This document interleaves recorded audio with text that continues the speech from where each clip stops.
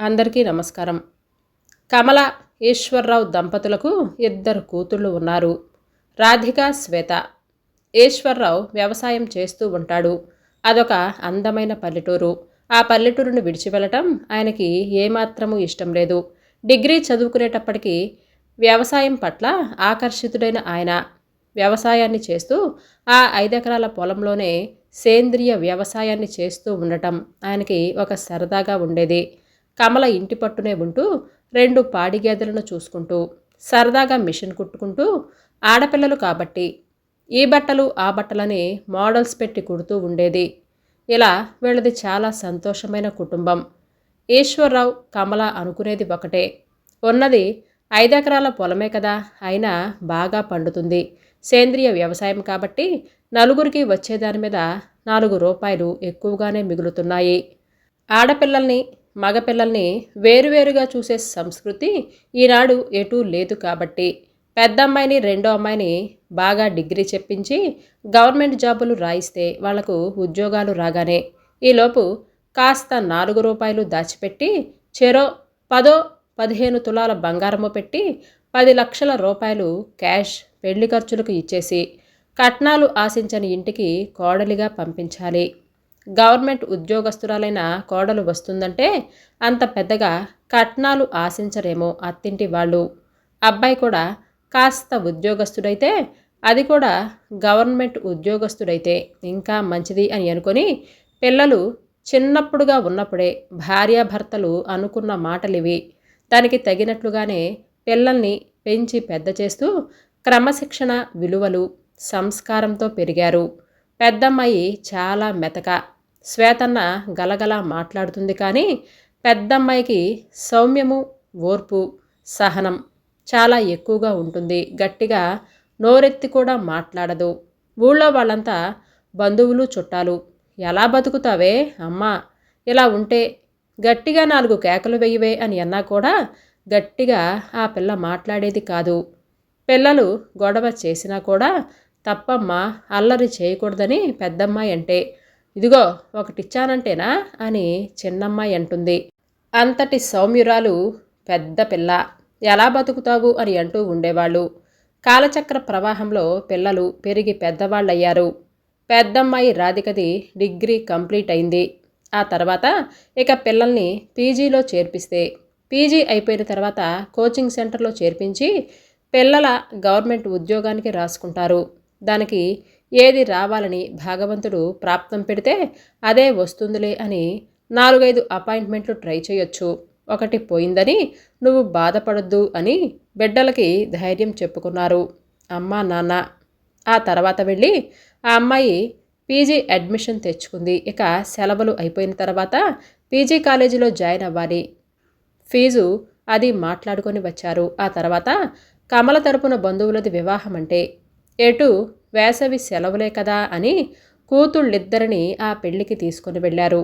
ఇక పెళ్లి పందిట్లో వాళ్ళు అటు ఇటు తిరుగుతుంటే, ఈశ్వర్ కూతురివా, చదువుకుంటున్నావా అంటే తలోపటం, పద్ధతిగా పెద్దల దగ్గర కూర్చొని మాట్లాడటం, వినయ విధేయత చూసి దీనికి రాజకుమారుడు వస్తాడయ్యా మొగుడుగా అని అంటూ మురిసిపోయాడు ఈశ్వర్రావు. అప్పుడు పెళ్ళైపోయింది. ఆ తర్వాత ఎవరిళ్ళకి వాళ్ళు వచ్చేశారు. ఇంటికొచ్చిన తర్వాత రాధిక ఖాళీగా ఉండటం ఎందుకని అమ్మ దగ్గర టైలరింగ్ నేర్చుకుంది కాబట్టి కూర్చొని చెల్లెలు ఏదో డ్రెస్ అడిగితే కట్ చేసి కుట్టడం మొదలుపెట్టింది. ఈలోపు వాళ్ళు ఇంటి ముందు పడవంత కారులు ఒక 5-6 ఆగాయి. ఆ కారులో నుంచి తాంబూలం పళ్ళాలు తీసుకొని ఎవరో ఒక ఫ్యామిలీ దిగారు.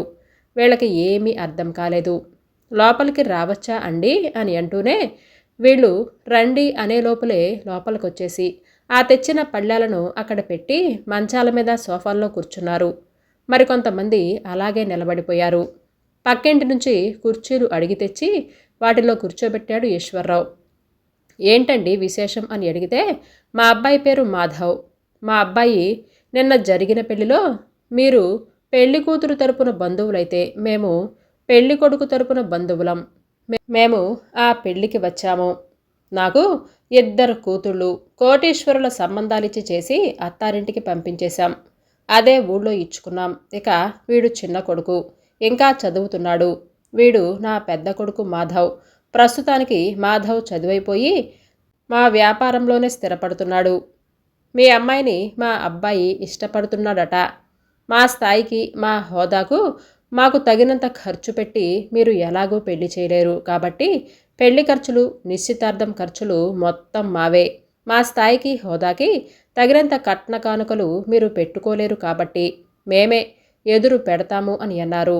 వాళ్ళలా అనేసరికి ఆయనేమీ మాట్లాడకుండా ఆలోచిస్తూ ఉండిపోయాడు.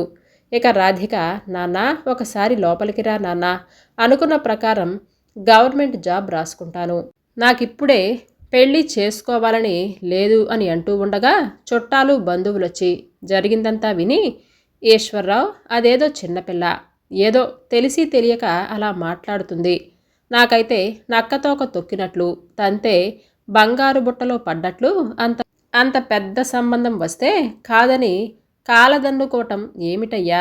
ఇది మీ పిచ్చితనమా, అమాయకత్వమా? నువ్వుగా చూడాలనుకున్న అంత గొప్ప సంబంధం చూడగలవా? వాళ్ళకి మాట ఫాస్టుగా వస్తుందే కానీ వాళ్ళు చెప్పే దాంట్లో న్యాయం లేదా?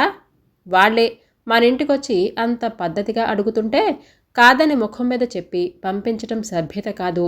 ఇలాంటి సంబంధం మళ్ళీ దొరికిద్దా? కూతుర్ని ఉన్న ఇంట్లో ఇచ్చుకో, కోడల్ని లేనింట్లో నుంచి తెచ్చుకో అని అన్నారు.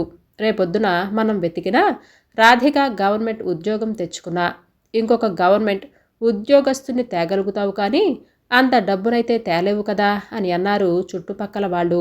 దాంతో భార్యాభర్తలిద్దరూ కాసేపు ఆలోచించుకున్నాక పిల్ల సుఖపడిద్ది కదండి అని అంటే పిల్లల మీద ఉన్నటువంటి ప్రేమ ఆయన నోరును కట్టేసి పెళ్లికి సరే అని ఒప్పుకున్నాడు. ఇక వెంటనే నిశ్చితార్థం ఏర్పాట్లు జరిగిపోయాయి. నెల రోజులకే పెళ్లి ఏర్పాట్లు. వాళ్ళన్న ప్రకారం నగ నట్రా పెట్టి భారీగా ఎంగేజ్మెంట్, పెళ్లి కంప్లీట్. అప్పగింతలతో అత్తవారింటికి సాగనంపటం కూడా జరిగిపోయింది. గృహప్రవేశం, సత్యనారాయణ వ్రతాలు, రిసెప్షన్లు అయిపోయిన తర్వాత ఫస్ట్ నైట్ రోజున మొగుడు తన గురించి, నేనొక టాపర్ని, నా వెంట ఎంతమంది అమ్మాయిలు పడేవాళ్ళో తెలుసా, నాకు ఎంతమంది ఐ లవ్ యూ చెప్పేవాళ్ళో కానీ నాకెవ్వరూ కరెక్ట్ అని అనిపించలేదు. ఎందుకో నిన్ను చూసినప్పుడు నీ అమాయకత్వం నన్ను బాగా ఆకర్షించింది. నా మనసు నీ చుట్టూనే తిరిగింది తెలుసా. మా ఇంట్లో మా అమ్మా నాన్నలు, అక్కలు అందరూ వద్దని అన్నా నిన్ను తప్ప ఎవరినీ చేసుకోనని పంతం పట్టి చేసుకున్నాను తెలుసా అని ఒక 2-3 గంటలు ఆ అమ్మాయికి చెప్పాడు. కొన్నాళ్లకు పిల్లల్ని ఆపుకుందాం, సరదాగా గడుపుదాం అని అనుకున్నారు. హనీమూన్లకు వెళ్ళొచ్చారు. చాలా సంతోషమైన, ఆనందమైన కాపురం. ఆ ఆనందాన్ని చూసి, ఆ సంతోషాన్ని చూసి కమల, ఈశ్వర్రావులు గుండెలు నిండిపోయాయి. కూతురు సుఖంగా ఉందంటే తల్లిదండ్రుల ఆనందానికి పట్టపగ్గాలు ఉండవు కదా. ఇక చిన్నపిల్ల చదువు బాధ్యతతో ఆయన పొలం వ్యవహారాల్లో పడిపోయాడు. 1 సంవత్సరం కాపురం ఆనందంగా, సంతోషాల మధ్య బాధంటే కన్నీరంటే అసలే తెలీదు. ఒక్క క్షణం కూడా మొగుడు వదిలి ఉండేవాడు కాదు. ఈ సంతోషాల మధ్యనే వాళ్ళ ఫస్ట్ యానివర్సరీ అయిపోయింది. చాలా హ్యాపీగా గడిపారు హనీమూన్కి వెళ్ళి. ఇక ఆ తర్వాత నుంచి భర్తలో మార్పు రావటం మొదలైంది. తనతో సరదాగా ఉండటమే మానేశాడు. ఇంటి పట్టున ఉండటం ఆపేశాడు. భార్యాభర్తల మధ్య సఖ్యత తగ్గిపోయింది. ఇద్దరు క్లోజ్గా ఉండటం కూడా పోయింది. ఎప్పుడు చూసినా ఆఫీస్ పని, బిజీ బిజీ అని అంటూ ఎవరో చెప్పినట్లు పెళ్ళైన సంవత్సరం మాత్రమే ఏ మగాడికైనా పెళ్ళాం మీద ఇంట్రెస్ట్ ఉంటుందని, ఆ తర్వాత ఆటోమేటిక్గా ఆ మోజు, మోహం, వ్యామోహం అన్నీ తగ్గిపోతాయి అని అంటారు. కర్మ, ఏం చేద్దాం. కోటీశ్వరరాలు ఇంటికి పెద్ద కోడలుగా రావాల్సింది అని చెప్పేవారు. ఇక అంతకుముందు 10 మంది పనివాళ్ళు ఉండేవాళ్ళు. మెల్లగా ఒక్కొక్కళ్ళు తగ్గుతూ 4 పనివాళ్ళకి వచ్చారు. ఆ 4లో కూడా ఒకళ్ళు వాచ్మెన్, ఒకళ్ళు తోటమాలి. ఇక ఉన్న 2లో కూడా ఒకళ్ళేమో అంట్లు తోమేవాళ్ళు, ఒకళ్ళు బట్టలు ఉతికేవాళ్ళు. ఇక అత్త మెల్లగా, కట్నం తీసుకురాలేదు కదా, ఇల్లు క్లీన్ చేసేసేయి, వెళ్ళి తడిగుడ్డ పెట్టేసేయి, వెళ్ళి డస్టింగ్ చేయి, ఏ మూల కొంచెం డస్ట్ ఉన్నా కూడా నాకు, మీ మామగారికి, పిల్లలకి అస్సలు పడదు, మాకు వెంటనే ఎలర్జీ వచ్చేస్తాయి అని పొద్దుట లేచిన దగ్గర నుంచి పని మనిషిలా ఆ అమ్మాయితో పనులు చేయించడం మొదలుపెట్టారు. ఇక మరిదైతే వదిన తల్లి తర్వాత తల్లిలా. ఇలాంటి గౌరవాలు ఏమీ ఉండవు. ఇంట్లో పనివాళ్ళున్నారు, అన్న పెళ్ళాం కూడా అంతే అని అన్నట్లుగా వాళ్ళ తీరు ఉంటుంది. వెళ్ళి జ్యూస్ పట్టుకురా. ఓయ్ ఇట్రా, నా ఫ్రెండ్స్ వస్తారు, ఇవి రెడీ చేసి ఉంచు, షూ పాలిష్ చేయి, ఇలా మాట్లాడుతూ ఉండేవారు. ఇక ఆడపడుచులు కూడా అంతే, వేధించుకొని తినేవారు. ఈ విషయాలన్నీ పుట్టింటి వాళ్ళకి చెప్పుకొని ఆమె బాధపడింది. అబ్బాయి ఏమైనా నిన్ను తిడుతున్నాడా కొడుతున్నాడా? మనమేమి కోటీశ్వరులం కాదు కదా. ఆ అబ్బాయి నువ్వు నచ్చావని చేసుకున్నప్పటికీ వాళ్ళకి ఇష్టం లేని కోడలివే కదా. సర్దుకుపోతూనే సంసారాలు. సెంట్రలైజ్ ఇళ్లలో ఉంటున్నావు, కార్లలో తిరుగుతున్నావు. ఇంటికి పెద్ద కోడలిగా నీకు ఏ బాధ్యత తప్పదు అని అన్నారు. ఈ లోపల ఆడపడుచు పురుటికి రావటం ఏమో కానీ పద్దస్తమానం వాళ్లకు సేవలు చేసి రాధిక నడుము విరిగిపోయి మనిషి ఆల్మోస్ట్ స్కెల్టన్గా తయారైపోయింది. ఆ తర్వాత ఇటు మరిది పెళ్లి కుదిరింది. రాధిక కడుపుతో ఉంది. పుట్టింటి వాళ్ళు సీమంతం చేస్తామంటే మా స్థాయికి స్తోమతకి మీరు చెయ్యలేరు అని అన్నారు. పోనీ వాళ్ళు శ్రీమంతం చెయ్యాలి కదా. మరి ఆ అబ్బాయి పెళ్ళి కదా, శ్రీమంతం చేసే టైం కూడా ఒకటే. పెళ్ళి ముఖ్యం కానీ సీమంతం కాదు కదా అని సీమంతం చేయటం ఆపేశారు. మొత్తానికి అలా మరిది పెళ్ళి అయిపోయింది. పురిటికి వెళతానంటే నువ్వు వెళితే ఎలా కుదురుతుంది? ఇప్పుడే చిన్నోడికి పెళ్ళయింది కదా, ఇక్కడ బాధ్యతలు ఎవరు చూసుకుంటారు? నాకసలే ఒంట్లో బాగోదు అని పుట్టింటికి పంపించలేదు. ఆ తర్వాత పురిటి నొప్పులు వస్తే తనే అంబులెన్స్కి ఫోన్ చేసుకుని హాస్పిటల్కి వెళ్ళింది. ఆ తర్వాత డెలివరీ అయిన తర్వాత కూడా తెలిసి అందరితో పాటే ఒక ప్రేక్షకుడిగా భర్త వచ్చాడు. ఇక బాబు పుట్టాడు అని తెలిసి చీచీ బుజ్జి కన్నలు అని పోలికలు వాళ్ళవి వీళ్ళవని ఒక 10 నిమిషాలుండి టేక్ కేర్ అని చెప్పి వెళ్ళిపోయాడు. పుట్టింటికి వాళ్ళు తీసుకొని వెళతామంటే ఏమీ అక్కర్లేదు, మా ఇంటికే వచ్చేయి అని అన్నారు. ఒక 45 రోజులు రెస్ట్ ఇచ్చి మళ్ళీ డ్యూటీ ఎక్కించేసింది. వెంటనే రెండో ప్రెగ్నెన్సీ. ఇటు తోటికోడలు కూడా కడుపుతో ఉంది. తనని తాను చూసుకుంటూ తోటికోడల్ని కూడా తనే చూసుకోవాల్సి వచ్చింది. తోటికోడలైన తనని అర్థం చేసుకుంటుంది అని అంటే కోటీశ్వరుల ఇంటి నుంచి వచ్చాను అనే అహంకారంతో. రాధిక ఇటు రావే, అది ఇది అని కాస్త కూడా మర్యాద లేకుండా చాలా హీనం చేసి మాట్లాడేది. తనది తోటి కోడలది ఇంచుమించు ఒకేసారిగా డెలివరీ అయింది. తన 2 పిల్లలతో పాటు తన తోటి కోడలి బాబును కూడా రాధిక మీదే వదిలేస్తే ముగ్గురిని తనే చూసుకునేది. వెంటనే మళ్ళీ తోటికోడలు, ఇంకో ప్రెగ్నెన్సీ, ఇంకో డెలివరీ కూడా, ఇలా 4 పిల్లల బాధ్యత తనదే అయింది. వెనక్కి తిరిగి చూసుకుంటే పెళ్ళైన సంవత్సరం తప్ప జీవితంలో ఏమీ మిగల్లేదు. పిల్లలిద్దరూ స్కూల్కి వెళ్ళటం కూడా మొదలుపెట్టారు. సంవత్సరానికి ఒకసారి పుట్టింటికి వెళ్ళే పర్మిషన్ ఉంటుంది.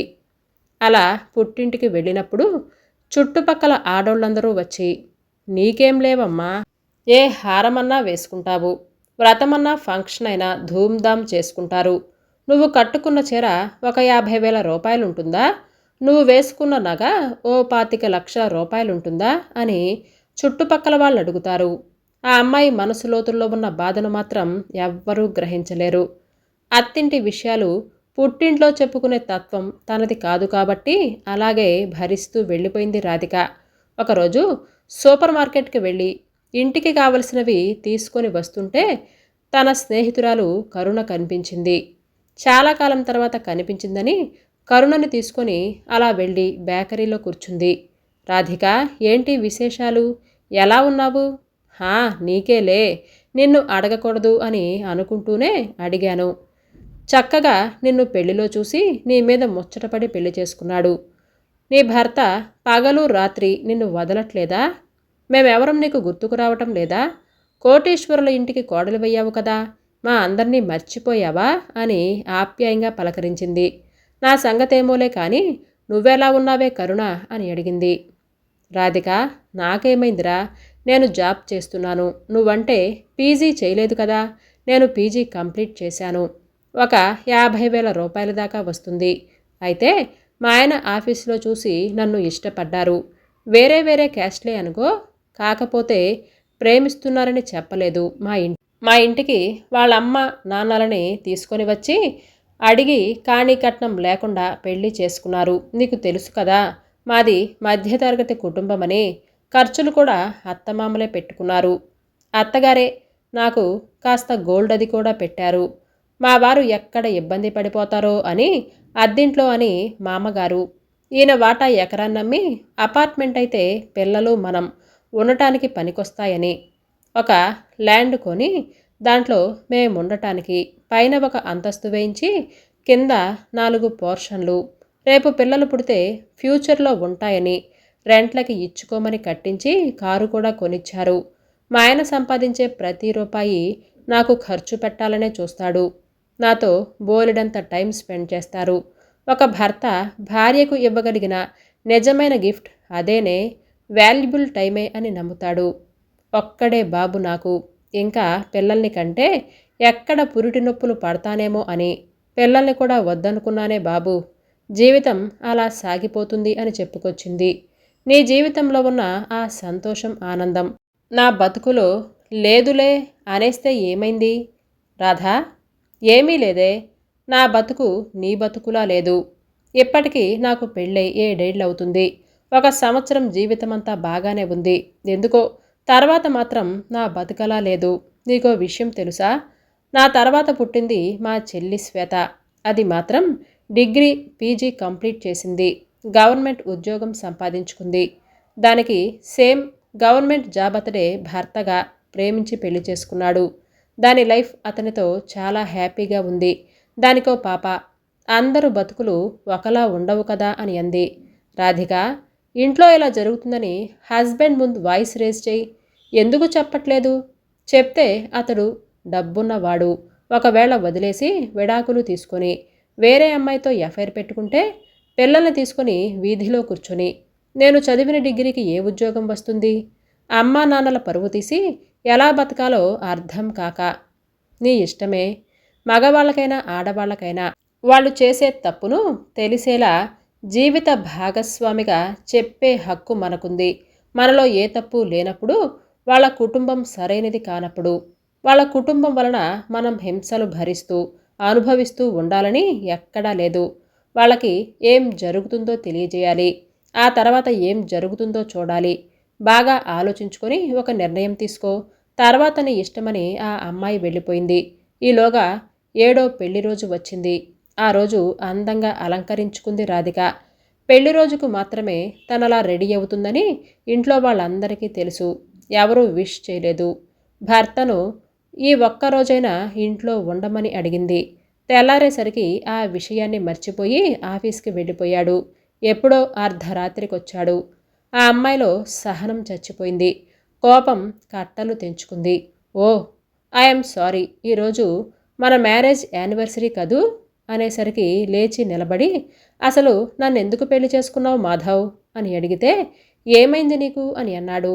ఇంట్లో వాళ్ళందరూ లైట్లు వేసి ఎవరి గదిలో నుంచి వాళ్ళు బయటికొచ్చి అలాగే నుంచొని, అత్తగారు గొంతు తగ్గించి మాట్లాడు అని అంది. ఇంకాపండి, చాలే కాను. నన్ను పెళ్లిలో చూడగానే నీకు నచ్చాను అని అన్నావు. తాళితో తప్ప నేను దేనికి లొంగనని నా శరీరం మీద మోజు తీర్చుకున్నావు. 1 సంవత్సరమే నీకు మోజుందా అని అనేసరికి మగవాడికి అహంకారం దెబ్బతిని పిచ్చి పిచ్చి మాటలు మాట్లాడొద్దు అని చెయ్యెత్తబోయాడు. నాకు చెయ్యుంది, నేను ఎత్తగలను. ప్రేమించానన్నావు. ప్రేమంటే ఇదేనా? ఎన్నెన్నో కబుర్లు చెప్పావు. ఒక్కటి నిలబెట్టుకున్నావా? నేను కడుపుతో ఉన్నప్పుడు నువ్వు నాతో ఉండాలని నాకు చాలా ఆశగా ఉండేది. శ్రీమంతం చేస్తావు అని అనుకున్నాను. నేను డెలివరీ అయ్యేటప్పుడు పక్కనే ఉండి ధైర్యం చెప్తావు అని అనుకున్నాను. నువ్వు మాత్రమే బిజినెస్ చేస్తున్నావా? ఆ బిజినెస్లో సగం నీ తమ్ముడిది కూడా కదా. మీ తమ్ముడు భార్యతో అలాగే ఉంటున్నాడా? మీ ఇంట్లో నేనెన్ని రకాలుగా నరకాన్ని అనుభవిస్తున్నానో తెలుసా? మీ అమ్మ నన్నేమంటుందో తెలుసా? పరాయింటికి వెళ్ళిన మీ అక్కలు ఇంట్లోనే ఉండి మీ నాన్న, మీ తమ్ముడు, మీ మరదలు నన్ను ఎంత హీనంగా చూస్తున్నారో తెలుసా? నేనేం తప్పు చేశానని? అసలు భర్తే విలువ ఇవ్వనప్పుడు ఒక ఆడదానికి సమాజం విలువిస్తుందా? ఇంటి పరిస్థితి నీ వల్లే కదా నేను మీ వాళ్ళందరికీ చులకనైపోయాను. ఇక నేను ఈ నరకాన్ని అనుభవించలేను. మాధవ్, నువ్వు మారాలి. మన బతుకు గురించి, మన జీవితం గురించి మనం ఆలోచించుకోవాలి. ఇప్పటికే నా జీవితంలో పెళ్ళైన తర్వాత 1 సంవత్సర కాలమే నీతో నేను సంతోషంగా ఉన్నాను. మిగతా 6 సంవత్సరాలు ఒంటరిగానే బతికాను. ఆ సంవత్సర కాలం నాతో ఎంత క్లోజ్గా ఉండేవాడివి. తర్వాత ఇలా ఒక మెసేజీ ఉండదు, ఫోన్ ఉండదు. మనం కలిసి కాఫీ తాగి ఎన్ని రోజులైంది? భార్యకిచ్చే విలువ ఇదేనా మాధవ్? ఇక ఈ నరకం, ఈ హింస నేను తట్టుకోలేను అని పెట్టే బేడ సర్దుకొని, వీళ్ళు మీ పిల్లలు, నువ్వే చూసుకో అని ఇంట్లో నుంచి వెళ్ళిపోయింది. ఆ దెబ్బకి ముందు బాధ అనిపించినా ఇంట్లో వాళ్ళందరూ పోతే పోయిందిలే, బేడా పోయింది, విడాకులు పారే, దరిద్రం వదిలిపోయిద్ది, ఇంకో దాన్ని పెళ్లి చేసుకోమని ఎవరి దారిన వాళ్ళు వెళ్ళిపోయారు. ఆ తర్వాత ప్రతి క్షణం భార్య గుర్తుకు రావటం మొదలైంది. నిజంగానే 1 సంవత్సరం పాటే పరస్పర ఆకర్షణ భార్యాభర్తల మధ్య ఉండకూడదు. అది తప్పు. తను ప్రాసిక్యూషన్ చేశానా అని అడిగింది. తను కూడా అలాగే బిహేవ్ చేశాడు కదా. ఆమె మనసు అర్థం చేసుకోలేదు. బిజినెస్ పనుల్లో బిజీ అయిపోయాడు. తనకి మాత్రమే పట్టిందా? రేపొద్దున తనకి, తన తమ్ముడికి నాన్న ఎంత కష్టపడ్డా ఇచ్చేది చెరిసగమే కదా. మరి తనకి మాత్రమే ఎందుకు? భార్యకి కూడా టైం ఇవ్వని అంత బిజీ అయిపోవటం, పిల్లలతో ఆడుకొని నిజంగా ఎన్నాళ్ళైందో కదా పాపం. ఎన్ని రోజుల నుంచి ఎంత చాకిరీ చేసిందో. వీళ్ళందరూ ఎన్ని మాటలంటున్నారు. అసలు తను పట్టించుకున్నాడా? తిన్నానా తినలేదా అని అడుగుతున్నాడా? ఆమెను దగ్గరికి తీసుకున్నాడా? ప్రేమగా పలకరించి ఎంత కాలమైంది? ఇదేనా తన మనసు అర్థం చేసుకోవటం? ఆ రోజు నచ్చిందే. తనలో ఏ సౌమ్యత చూసి ఇతను చేసుకున్నాడు? ఏ సహనం, ఓర్పు చూసి ఇతను పెళ్లి చేసుకున్నాడు? అది చచ్చిపోయేలా తను బిహేవ్ చేశాడని. ఆఫీస్కి వెళితే కనీసం క్యారియర్ పంపిన దిక్కు లేదు. తిన్నావా తినలేదా అని అడిగినవాడు లేడు. భార్య ఉంటే మీరు నాకు మెసేజ్ పెట్టకపోయినా పర్వాలేదండి, తినండి అని అనేది. తల్లి వెళ్ళిపోయిందనే దిగులుతో పిల్లలకి జ్వరాలొచ్చాయి. హాస్పిటల్కి తీసుకొని వెళ్ళరా అని అన్నారే కానీ ఇంట్లో వాళ్ళు పిల్లల్ని దగ్గరికి తీసి పట్టించుకోలేదు. భార్య ఉండగా అన్ని బాధ్యతలు తనే చూసుకునేది.